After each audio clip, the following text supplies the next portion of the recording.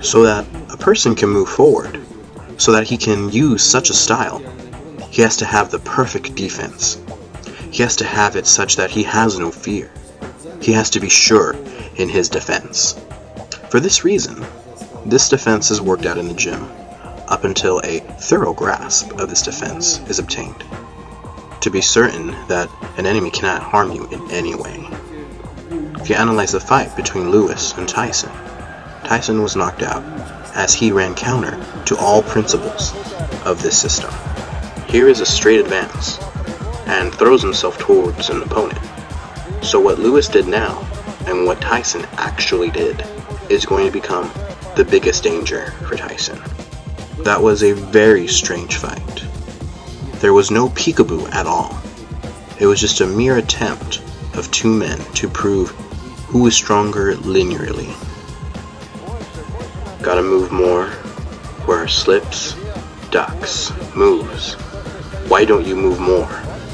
Well, anyways, everything is clear as the day.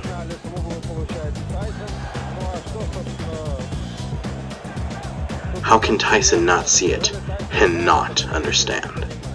Tyson has violated all the principles of this system. Well, this is no longer boxing. That was a shooting. But peekaboo is built based on a different principle. No one tries to figure out who is stronger. A helpless opponent is just shot at. This very system of defense is what makes an opponent helpless when he cannot deliver strikes with both of his hands, and you in contrast can deliver strikes with both of your hands. And again, let me repeat this. This is achieved by means of this defense system, which is studied in every bit and piece in the gym, and one is made sure multiple times with a sparring trainer. There is no way you can be certain in a defense if you do not get hit, if you have no idea of it, if you have never tried it. Before a fighter gets in the ring, he is deeply persuaded, physically persuaded, that there is no way he can be hit. And that is the reason why people win. He was very good in slipping in an engagement. This art is fully forgotten by him.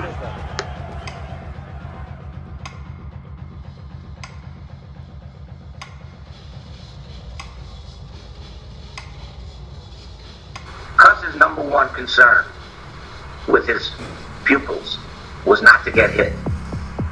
Nobody was openly taught that style outside of the fighters and the people that Cus had close to him. There is no book on this style. Even the book by Floyd Patterson, A Manual on Boxing, is a book on boxing. It is not a book on the peekaboo style. Everybody that trained with that style understood it was secret. Second part of the movie is dedicated to peekaboo style, which was created by brilliant Cus D'Amato. To be exact, it's dedicated to the defensive style of the art. Alright. Is she waking now? Yeah, it's on. Well, I mean, the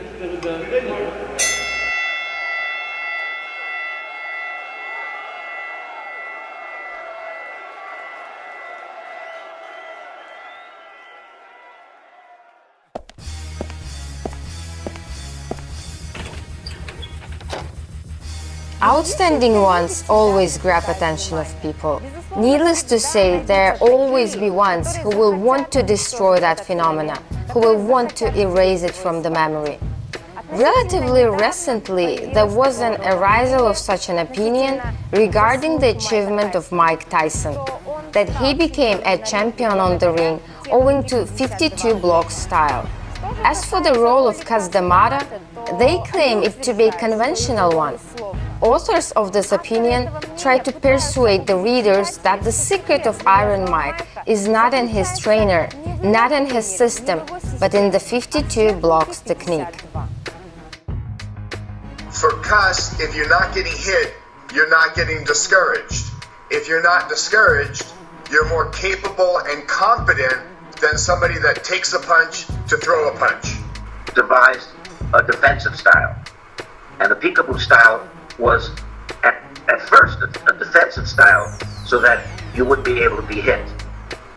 Kuss dedicated enormous significance to defense, and it is rational as the philosophy of Kuss is tied to the subject of fear to a great extent. And when a person is not defending, he is scared. In 1959, Kuss told a Life magazine reporter the origins of the peekaboo style. It came out of the fear that every boxer exhibits.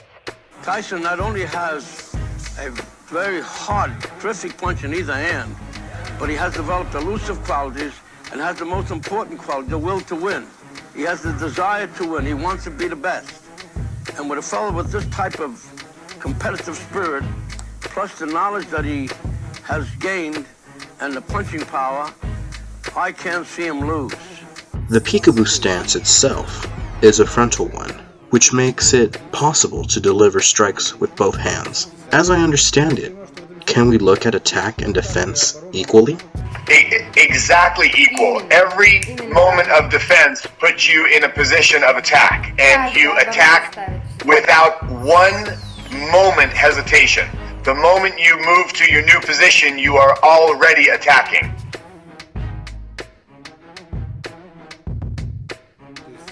There are different approaches to defense that exist in today's world. Some try to use their weak and strong side. But in this case, Kuss was advantageous over all others, meaning he was so superb in using strong sides of his boys and hid the weak sides from opponents so that opponents would be in a very vulnerable position.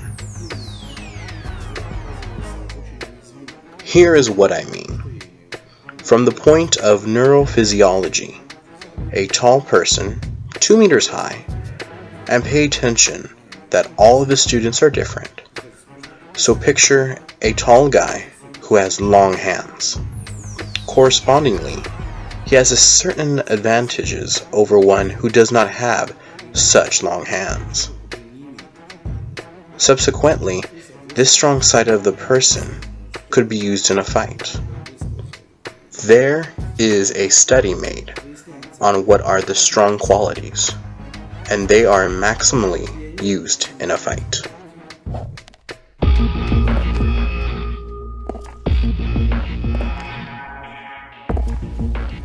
According to the book by Douglas Century, Street Kingdom, 52 block style takes its origin in American prisons in black gangster circles.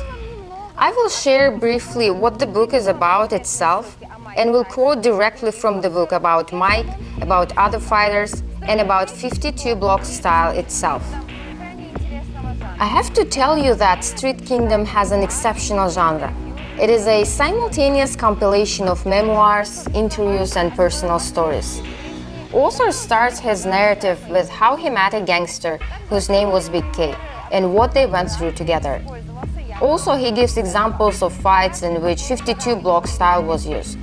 Additionally, as we have said before, author sends a message that implies that the secret of Iron Mike is not in the legendary Coach Kuss D'Amato, not in the unique peekaboo system, but as if in 52 block style that he allegedly learned as a boy in mean streets.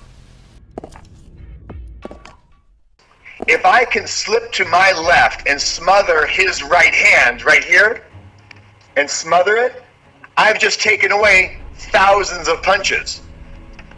Because the only punch that he can do is something maybe with one hand over here. A left hook, one punch. So if I left my head in the middle, there's thousands of punches that can come my way. If I move my head to one side, there's only one punch that might matter. It's easier to manage one punch and avoid one punch than avoid hundreds of possibilities.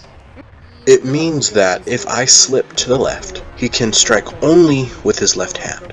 Only one hand. So I know which hand he is going to use. For the counter punch. I can still use both of my hands to one. Correct. And when I slip to one side, the opponent does not see. my hand. Now I'm going to demonstrate for you a left hook, okay? So I slip to my left, I smother his right hand, okay?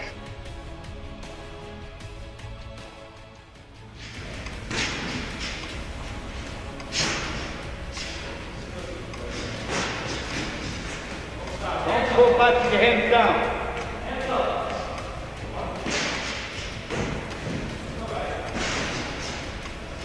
Don't drop your head when you move back.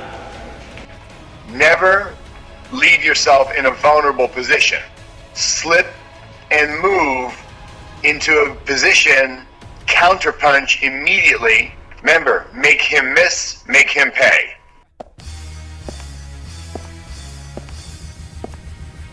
I will read out the fragment of the book which speaks of Mike Tyson, who had been allegedly using 52-block style on the ring. A trained eye could see a lot of the 52 blocks in Mike Tyson back when he was in the prime of his boxing career. In subtle ways, Mike incorporated that shit into his boxing style. The way he'd stalk his opponent with that flat-footed walk, the way he'd kick up his heels coming out of the corner to start a round, the way he'd wobble his head back and forth on his neck, that all comes from knowing the 52 hand blocks. See, as far as fighting goes, I'd come up under the tutelage of Tono and his boys. They all prided themselves on their 52 skills. Now, one thing you've got to understand about the 52 hand blocks, that shit was developed in the baddest jails up north. That shit was perfected for being in a jail fight mode, having your back against the wall, getting stepped to by 5 or 6 niggas at once. There's also one fragment which mentions Mike Tyson and Cus D'Amato as well. But there was one inmate in Spofford whom Kev wanted no part of. Everyone called him Money Mike, owing to his reputation as a wicked stick-up kid in Brownsville.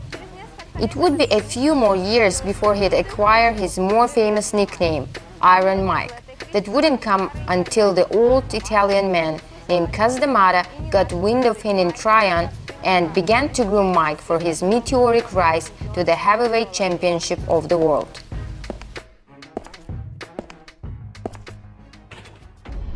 If you hesitate, you will get hit. Because when we're on the attack, you close the distance and you're striking, but you need to move quick, quick, quick.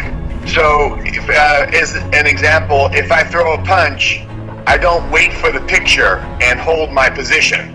I throw a punch and I immediately move to another position to throw another punch, or 2 or 3. Immediately move again to another position.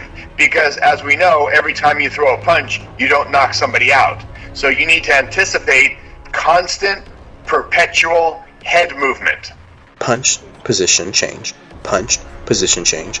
Punch, position change. Immediately. If we have characterized defense system of the style, how would it look like? Physically, what's it look like? Yes.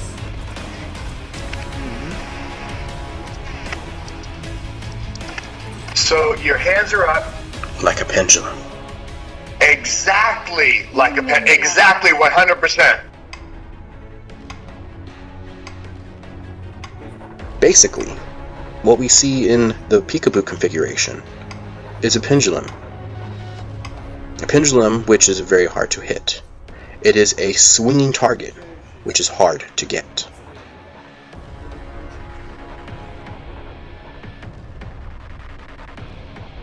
Besides that, a swinging target tries to occupy angles of attack relative to a fighter, provided which an opponent cannot reach you with his rear hand, and he cannot use his front hand.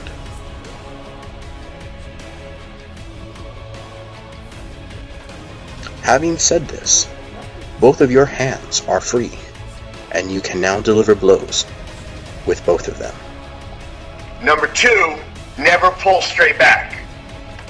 In both instances, you're still in line with the punch, right in the middle. You need to be on the angles, side to side.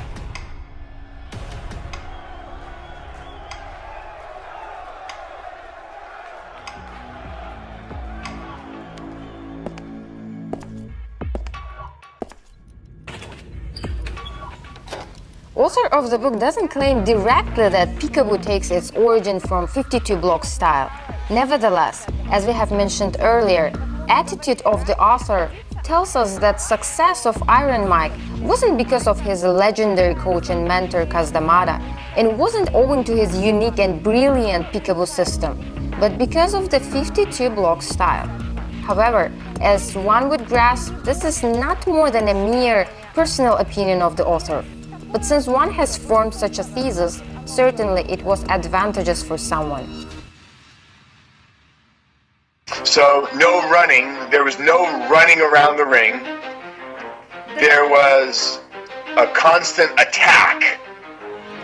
Make him miss, make him pay. Make him miss, make him pay. Was Cuss against boxers moving around an enemy? Cuss wasn't, okay, I've actually changed and put a little more motion around. I've added more motion to Cuss's style, but Cuss was to the angles.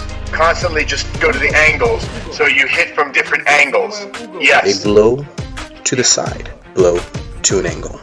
Yes, exactly. For this reason, an enemy cannot reach me, but I do, because I am in the proper angle. Correct.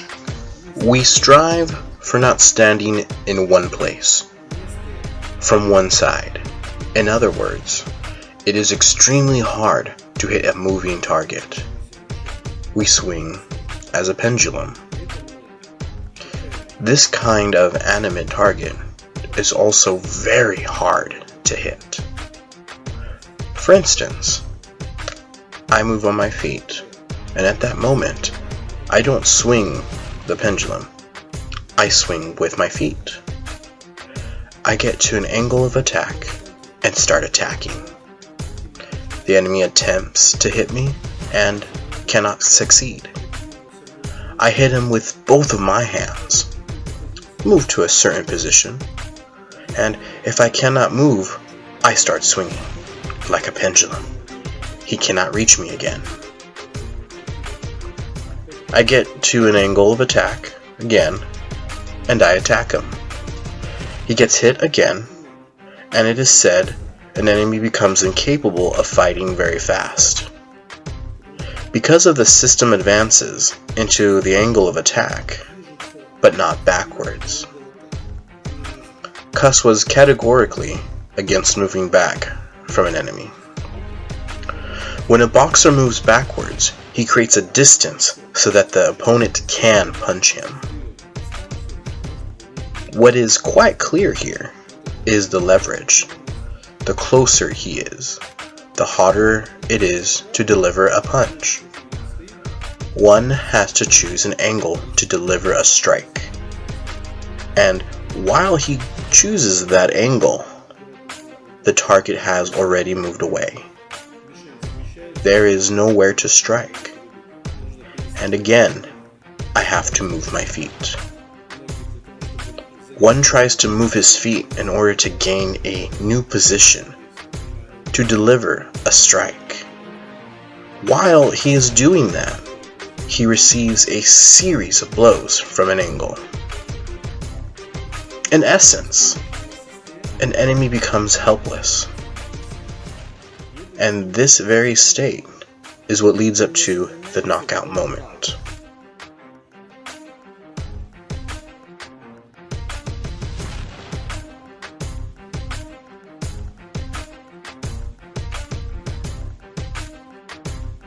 Cuss would say, when in doubt, move your head.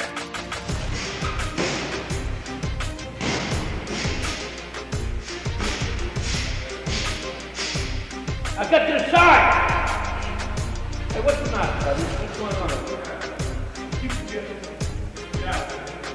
10 times I told him now. Hey, you can do it, all right. You gotta think about it. All right. Cuss was ringside, like this. You're not moving. Move your head. Move your head after your last punch. Don't lay in the middle. Move your head. Move your head. You're not moving. Move your head after your last punch. All right. Is she waking now? Yeah, it's on. Well, I mean, the thing. Tom Petty and Mike Tyson are the last two fighters of Cus D'Amato to live and train with this great trainer. Tom Petty is a 5-time state and Golden Gloves amateur champion. He spent 4 years under the direct trainer, under the watchful eye of the master Cus D'Amato at his house. It has to be said that Tom's father, Anthony, also trained under Cus when he was a young boy, and his training partner was the first champion that Cus created, Floyd Patterson. Cus D'Amato used to always say to his fighters that if they apply the same principles of the fight in any aspect of their lives, they can become successful no matter what the endeavor. And bright example of this is Tom Petty. After leaving boxing, he became an actor, a writer, a director on TV, theater, and in movies. Afterwards, he has decided to challenge himself with something new and decided to become a businessman. And once he has accomplished success in one thing, he would challenge himself with a new thing. And he has decided to pursue a career in politics. And currently, he sits as a county supervisor in California. Where does Cus D'Amato's peekaboo boxing style originate from? When Cus was a young boy and studied fighters, his older brothers were boxers, and Cus did some boxing as well. So he would watch styles, and one fighter in particular, named Slapsy Maxie Rosenblum, was such a brilliant boxer. Cus studied his style and saw how effective he was. In the ring, he was difficult to hit. Very, very difficult to hit. Cus, in different interviews, would claim that he would get some of his ideas from looking at cats, cats, even ants, watching animals fight. Oh, that's interesting. Cus claimed that he got the idea of like a cat. He had a cat, and the cat would always go like that, and he refined that motion into the peekaboo. That's what he claimed.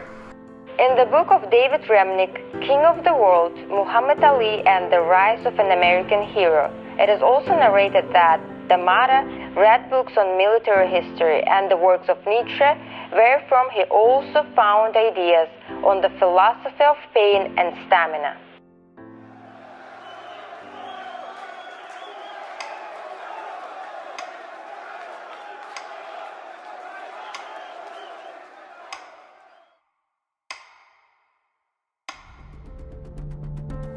By looking at many people in martial arts, I can say that a few of them do not really know how to deliver strikes with their hands nor with their feet.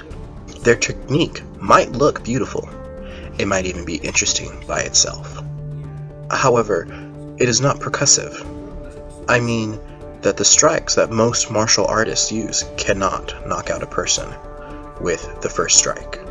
According to neurophysiology, physiology, and human mechanics, in order to deliver this kind of a strike, it is necessary to take up a position with an emphasis. I will try to explain it in a very simple manner. If we take these kind of two legs and position them on a log, and if I gave a saw to two guys that are standing opposite of each other to start sawing this log, it will become very inconvenient soon. You understand, right? The reason is because you are standing in an improper way.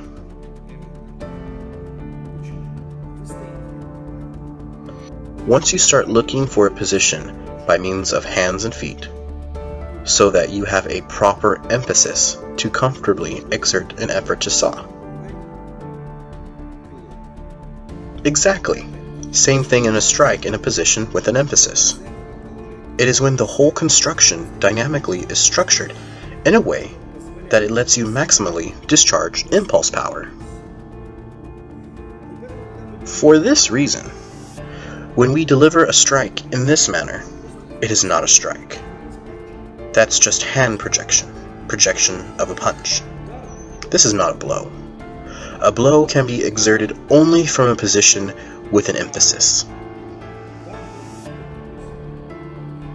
D'Amato used to say that every punch has to be in such a way. Every blow. And when I occupy an angle of attack, I do not let my opponent to attack. Besides, both of my hands are charged in the position with an emphasis. I can deliver a powerful blow from such a position, because the peekaboo style lets one to exert an effort in such a way that you can take that position with an emphasis from any angle. Understand, right? Look, for instance, here is an enemy. I turn. Here is the position with an emphasis. Here is a delivered blow. Here is the position with an emphasis. Here is a delivered blow. This being said, pay attention, that here is where an enemy's hand, they can't punch as it does not reach me, and the other hand is wedged. That is why each of my blows are emphasized. Not only can I make an opponent helpless, not only can he not act while I am taking an angle of attack, because I shifted aside. I am a target in motion, and that makes me impregnable. Try hitting this kind of a target. You know. When I have to stop for a moment and see that the guy is coming to me, I start swinging the pendulum. Target keeps being in motion, always, even if I am standing on my feet. If my upper part of the body is not swinging, then my feet are swinging. My whole body swings like a pendulum. And I am consistently delivering strikes. And the point of power exertion cannot be seen by the other. In other words, I shift to the left angle to deliver a blow. His head is covered by one hand. He does not see my left hand, and he sees my right hand. I can punch with a hand he does not see, or with the other one. Besides, his rear hand does not reach me, and the front one is wedged. Inevitably, any boxer ends up in this situation if he has to deal against the peekaboo style. He is in a helpless state and doesn't know it. He thinks everything is okay, but in reality, he is helpless. And when he actually ends up in that state, that's when he understands what has happened. After getting multiple series of counterblows, he falls on the ring in no time. If you watch the series of Tyson's 20 knockouts, he clearly demonstrates this. 20 knockouts in a row is a demonstration of the peekaboo school. When Tyson is quick in placing an enemy in a position where he cannot strike him, Tyson in turn delivers a storm of blows until there is a blow with the right force from the right angle to knock out the opponent in the ring. That is how, in principle, the peekaboo defense works. There are some who think that Cus is not brilliant.